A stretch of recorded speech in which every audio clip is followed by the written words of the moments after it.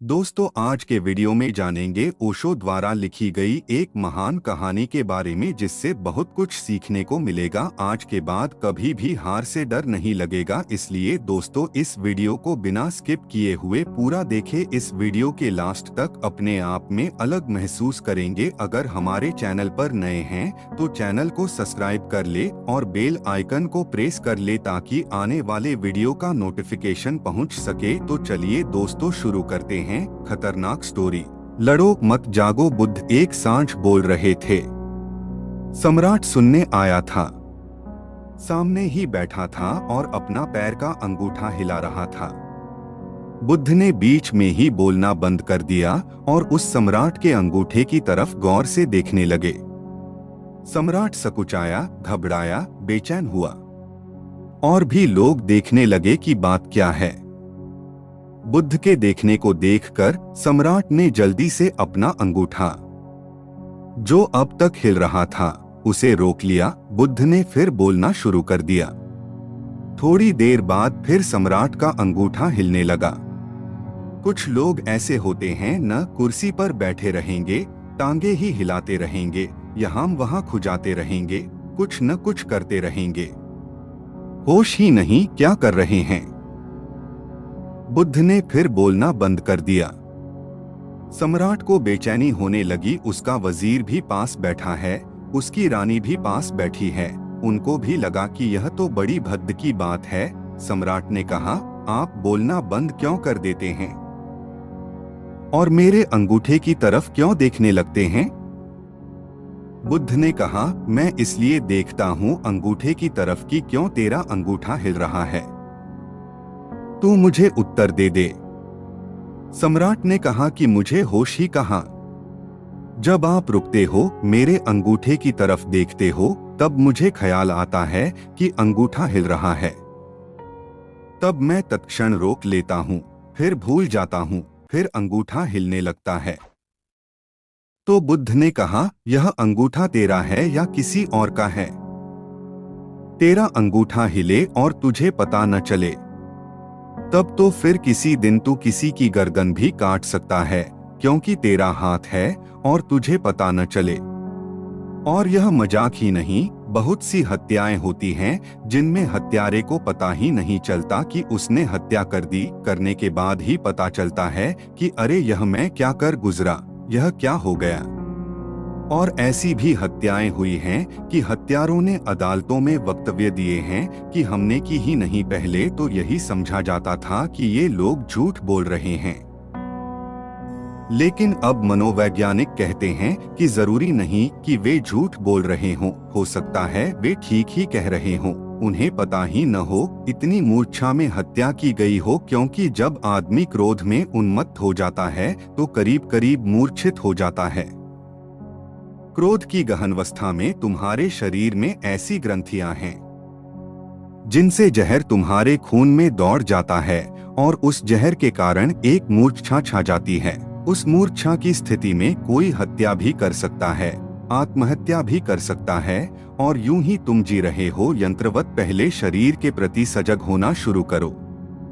चलो तो जानते हुए होशपूर्वक बैठो, तो जानते हुए होशपूर्वक लेटो, तो जानते हुए होशपूर्वक। इतनी गहनता को लाना है होश में कि एक ऐसी घड़ी भी आ जाए कि रात करवट भी बदलो तो भी होशपूर्वक। और अंततः सोए रहो तब भी तुम्हें यह होश रहे कि शरीर सोया है, मैं जागा हूँ। जिस दिन यह घटना घट जाती है उस दिन एक पड़ाव पूरा हुआ, 1/3 यात्रा पूरी हो गई। फिर दूसरा प्रयोग मन पर करना है। फिर मन के विचार, कामनाएं, इच्छाएं, ऐशनाएं, स्मृतियां, कल्पनाएं, सपने, इनको देखना है। यह मन की सारी कामनाओं का जाल तभी संभव है देखना जब पहले शरीर की स्थूल प्रक्रियाओं पर तुम्हारी जागृति जम गई हो, तब सूक्ष्म पर उतरा जा सकता है। एक एक कदम बढ़ना होगा। जो शरीर पर सफल हो गया वह मन पर भी सफल हो जाएगा। उसके हाथ में राज लग गया। और जब तुम्हारे मन पर तुम्हारा होश गहन हो जाएगा तो तुम चकित होगे। जब शरीर पर होश गहन होता है तो शरीर में एक कमनीयता, एक कोमलता, एक सौंदर्य, एक प्रसाद उतर आता है, एक संगीत, एक लयबद्धता, एक क्षण छा जाता है। शरीर के उठने बैठने में एक अद्भुत लालित्य आ जाता है। सारी भाव भंगिमा में एक भगवत्ता छा जाती है, एक गहन शांति, एक मौन, एक उत्फुल्लता, रोए रोए में एक उत्सव। और जब मन पर बोध गहन हो जाता है तो वासनाएं, विचार अपने आप विदा हो जाते हैं, लड़ना नहीं पड़ता। जो लड़ा वह तो हारा, जो जागा वह जीता। इस सूत्र को खूब याद कर लेना, जो लड़ा वह हारा। फिर तुम्हें यह कहना ही पड़ेगा, हजार बोछोर धोरे को तो नोदी प्रांतर बेरिए गेला, ए चौलार माने तोबू बोझा गेलोना, आमी हारिए गेला, आमी हारिए गेला। हार गया, हार गया, बुरी तरह हार गया। हजारों वर्षों की यात्रा में कितनी नदियां, कितने वन प्रांतर पार किए, फिर भी चलने का अर्थ पता न लगा। हार गया, बुरी तरह हार गया। पराजय तुम्हारी गलत प्रक्रिया का परिणाम है। जो मन को जाग कर देखेगा उसका मन विदा हो जाता है। तुम जागे कि मन गया। जिस मात्रा में जागे उस मात्रा में मन गया। तुम अगर 10% जागे हो तो 90% मन होगा। तुम अगर 90% जाग गए तो 10% मन होगा। और तुम अगर 99% जाग गए तो 1% मन होगा। और तुम अगर 100% जाग गए तो मन 0% हो जाएगा। और तब एक अपूर्व घटना घटती है। जैसे शरीर में एक प्रसाद छा जाता है, वैसे ही मन में एक अपूर्व आह्लाद, अकारण आनंद, कोई कारण नहीं, कोई वजह नहीं, कोई हेतु नहीं, कोई लक्ष्य नहीं, बस अकारण झरने फूटने लगते हैं, आनंद की रसधार बहने लगती है। और जब मन में यह घटना घट जाए तो फिर तीसरा कदम बाकी रह गया। जो सर्वाधिक सूक्ष्म है वह है हृदय की भावनाओं के प्रति सजगता। वह सबसे सूक्ष्मातिसूक्ष्म हमारा जगत है। भाव विचार से भी गहरे हैं और भाव विचार से भी नाजुक हैं। फिर आखिरी प्रयोग करना है, अपनी भावनाओं को देखना है। विचार पर जो जीत गया वह भावनाओं पर भी जीत जाएगा। राज तो वही है, कीमिया तो वही है, कला तो वही है, सिर्फ अब गहराई बढ़ाए जाना है। तैरना आ गया तो अब क्या फर्क पड़ता है, उथले में तैरे की गहरे में तैरे। भावना का जगत सर्वाधिक गहरा है।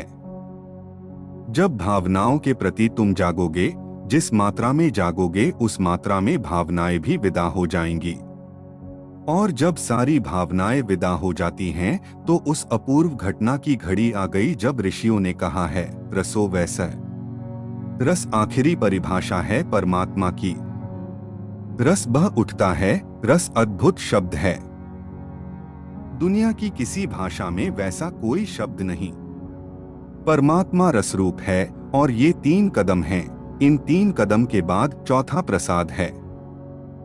चौथा भी है, लेकिन वह तुम्हारा कदम नहीं है।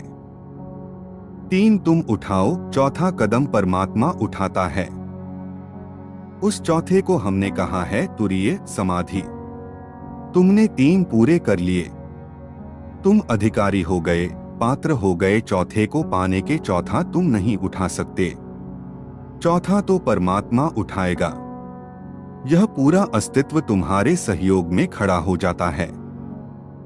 और जब चौथा कदम भी उठ जाता है और समाधि सघन हो जाती है, समाधि के मेघ घिर जाते हैं, आ गया आषाढ़ का महीना, होने लगी रिमझिम, तब जीवन में जीत है। उसको तुम कह सकते हो जिन अवस्था, विजेता की अवस्था।